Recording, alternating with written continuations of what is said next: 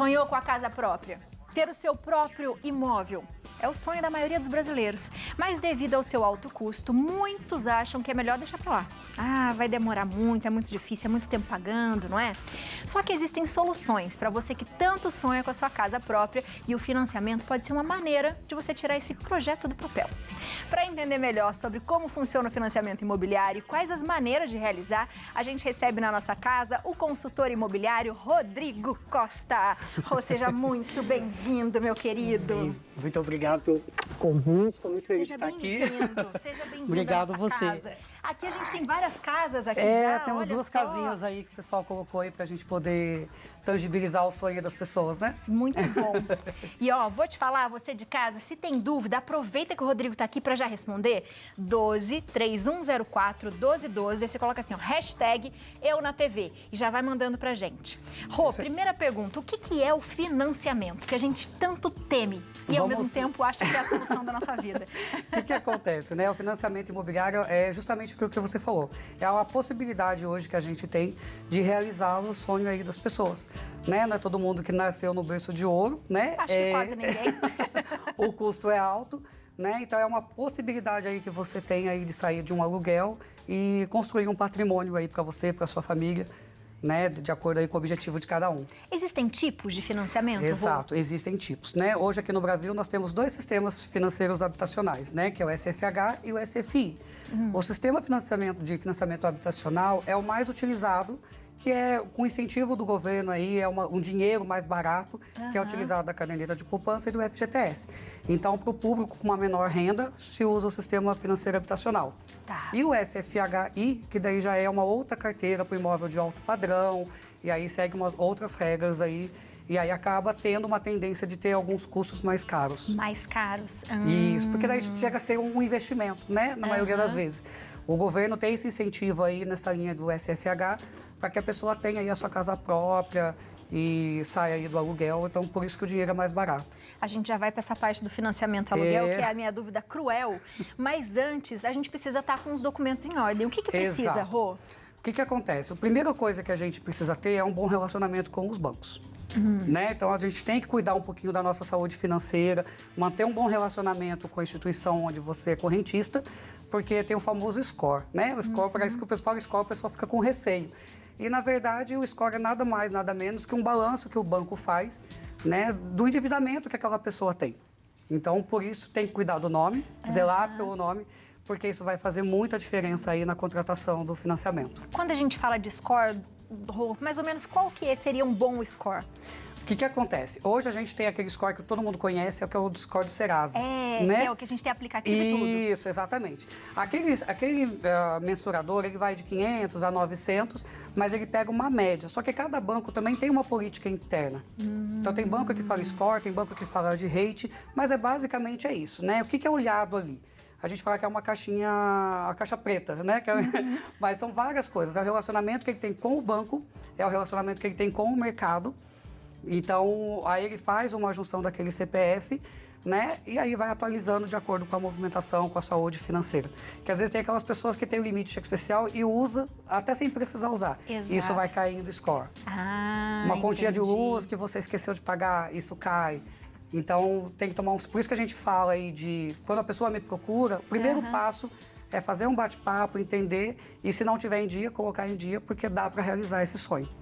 Hoje está muito mais fácil do que no passado. É verdade isso? Sim. Existia uma questão burocrática que você tinha que apresentar diversos documentos para que o banco fizesse uma análise, e isso levava um tempo, né? Hoje não, hoje com o sistema aí da tecnologia, os bancos já fazem a consulta, a gente colocando o CPF na plataforma do banco. Então, com o CPF, a gente já consegue entender se aquele perfil de cliente já dá para contratar, inclusive aprovar na hora, ou se de fato a gente vai precisar de uma documentação porque ele não tem uma boa movimentação na conta, ou teve algum problema pontual, e isso baixou o score dele. Então a gente tem que fazer uma defesa e consegue aprovar. Então a gente pode se preparar, né, Rô? Esse é o ideal. Que legal. Isso é o ideal. O fato que acontece, que a gente gosta de explicar muito e trazer isso para o cliente, é fazer o caminho inverso quando ele quer ver um imóvel, né? Quando ele quer ver um imóvel, ele vai direto na imobiliária. Né? E, na verdade, o ideal seria entender qual é a capacidade, o que ele pode buscar. E aí, dentro desse conceito, ele vai buscar alguma coisa, né? E aí o corretor especializado ali vai procurar o imóvel adequado para ele. Boa. O Léo tem uma pergunta para você. Vamos lá, Opa. Léo. Tem uma perguntinha. Optar por qual instituição, assim? Uma instituição privada, um banco privado ou uma instituição governamental? Porque, teoricamente, a instituição governamental deveria ser um facilitador para a gente, né? Mas nem sempre é nesse caso. Como fazer essa conta? Ô, Léo, eu não gosto muito de olhar para a taxa, né? Eu gosto de olhar para o cliente. Porque a taxa pode ser um diferencial e faz todo sentido, só que a gente também tem que pensar na questão de prazo que aquela instituição vai entregar o financiamento. Né? Geralmente, quando você está comprando um imóvel, você faz um contrato de compra e venda e é determinado um prazo. Se você não cumpre aquele prazo, você fica seu imóvel e ainda paga uma multa. Então, o ideal é entender o cliente. Quando a gente fala de banco público, tende sim a ter uma taxa mais em conta, mas a gente sabe que o atendimento público tem uma certa dificuldade aí de agilidade e às vezes até de tecnologia. Então, por isso que é ideal, eu trabalho com assessoria e trabalho com todos os bancos. E com isso eu consigo conversar com o cliente, olha, eu tenho essa taxa, mas eu tenho essas coisas prazo. que a gente vai conversando para ver, não, então beleza, eu vou pagar uma taxinha mais alta, mas eu preciso para ontem. Então, não, eu posso esperar. Então a gente conversa para poder entender. Boa. Tem pergunta de WhatsApp, mas já vamos levantar Opa! aqui, porque eu vou para aquela pergunta boa. Já até colocaram pra gente a pergunta aqui. Não Pode deixou, ir aqui, não ó, deixou. já nem deixou. Pode vir aqui, Rô. Eu vou ler pra você aqui. Você lê, Léo, pra gente a pergunta? Posso ler? Ariane Bertoldo. Boa tarde a todos. Quais medidas tomar antes de financiar um imóvel? E quais hábitos de consumo ajudam a conseguir um financiamento em banco privado ou público? Boa pergunta. A gente até falou um pouquinho disso, né? Foi o assunto que a gente acabou de tratar, mas o principal é ter o relacionamento com o banco. Os bancos aí têm alguns produtos que o banco acaba fazendo aquele relacionamento, porque o banco não quer ter a conta do cliente, ele quer ter o relacionamento, né? Então tem aquele seguro de vida, tem uma aplicação, tem uma poupança, então esse é o melhor caminho. Escolhe uma instituição e vai trabalhando redondinho ali, não utilizar o limite de cheque especial.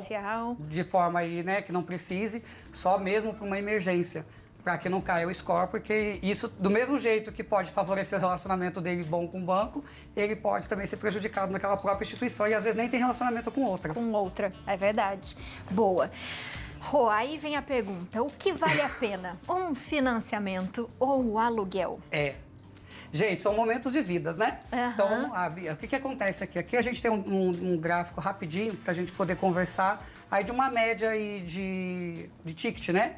Aqui a gente tem o financiamento, aqui a gente tem o aluguel e a compra e venda que a gente usou a tabela Price, porque também são dois sistemas de amortização. É que se a gente for falar tudo aqui vai ficar bem complexo. Vamos fazer, eu até falei pro Rô pra gente fazer uma série pra ele falar da gente que imposto é esse que a gente paga, que jeito de tabela é essa, porque a gente fica confuso. Mas só pra gente sintetizar aqui, a tabela Price é uma tabela constante, mas aí tende a ser a parcela um pouquinho menor, né, e ela vai mantendo uma estabilidade até o final. Ela não vai aumentando. Não vai aumentando, tá? A tabela saque ela vai diminuindo, mas aí se a gente for fazer o comparativo, ela pode dar uma distorção aqui da realidade. Então, por isso que eu trouxe a tabela Price. Tá? Então, tratando de um imóvel de 250 mil, um outro ponto importante, o banco não financia 100%, tá? É na média de 80% a 90%, dependendo do score do cliente, dependendo da instituição e do banco, tá bom? Mas vamos trabalhar com 80%, que é a média. O prazo a gente colocou aqui em 30 anos. Tem banco também que trabalhou com 35, mas a gente pegou pela média, tá? Um indexador, que também é uma outra... é um outro tema que são vários indexadores. E a gente está trazendo mais o conservador, que é a TR. E a gente está trabalhando com uma taxa hoje de 8,60. Tá? Então, aqui eu tenho até um comparativo aqui de indexador, que é de 2017, que era 0,05, e 2022, que tá vendo que subiu um pouquinho, né? Mas aí a gente tem o aluguel. Enquanto a TR em 2017 era 0,05, aqui já era 1,67. Que alto. E em 2022, olha para quanto foi. 10! Né? Então, quando a gente pensa em aluguel, a gente tem que olhar não no momento, mas o quanto, isso vai me representar no final, porque eu vou pagando. Aqui, a gente começa com uma parcela de 1.600. Nossa, Rodrigo, mas o aluguel eu pago menos, né? Só que aqui a gente, segundo ano, você vê que não teve acréscimo. E aqui se a gente pegar o indexador de agora, R$300. R$300. Né? Se a gente for para o terceiro ano, ele já sobe mais ainda. Então, no terceiro ano, eu já estou praticamente... Pagando mais do que a minha casa. Exatamente. Tá? Então, quando a gente pensa na vantagem e na desvantagem, O que acontece? No compra e venda, gente, não é vendendo meu peixe, mas eu só vejo vantagem, né? Toda benfeitoria que eu faço, o imóvel é meu e acaba sendo valorizado. Não é mesmo? Sem contar que eu posso fazer qualquer benfeitoria, ajustar de acordo com a minha realidade e eu tô ali. E o imóvel só vai tendo valorização. Que acho que é uma das únicas coisas que valoriza hoje em Exato, dia, né, Rô? né? E quanto a gente pensa no aluguel, a gente tem aí a questão do IGPM, que é o índice de correção. E tem uma questão muito legal que eu gosto de apresentar aqui no aluguel, Bia, que é para imóvel comercial. Você vai lá, reforma aquele ponto, faz aquele castelo, tem uma carteira de cliente e o dono do imóvel vem e pede o ponto. Como é que você faz? Você perdeu tudo que você investiu. Exato. Né? Então, isso eu gosto de trazer muito para o lado comercial, porque fica mais fácil de visualizar.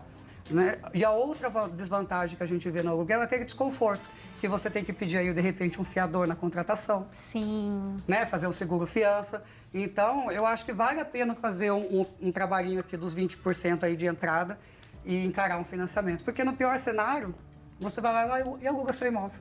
E aí, a gente vai saber um imóvel que a gente pode financiar de acordo com a nossa renda. Exato. Né? Existe uma lei que a gente não pode ultrapassar 30% né, de comprometimento de renda. Tem alguns bancos que, pelo relacionamento, famoso score de novo, eu gosto de falar porque isso facilita o cliente entender que é importante a movimentação.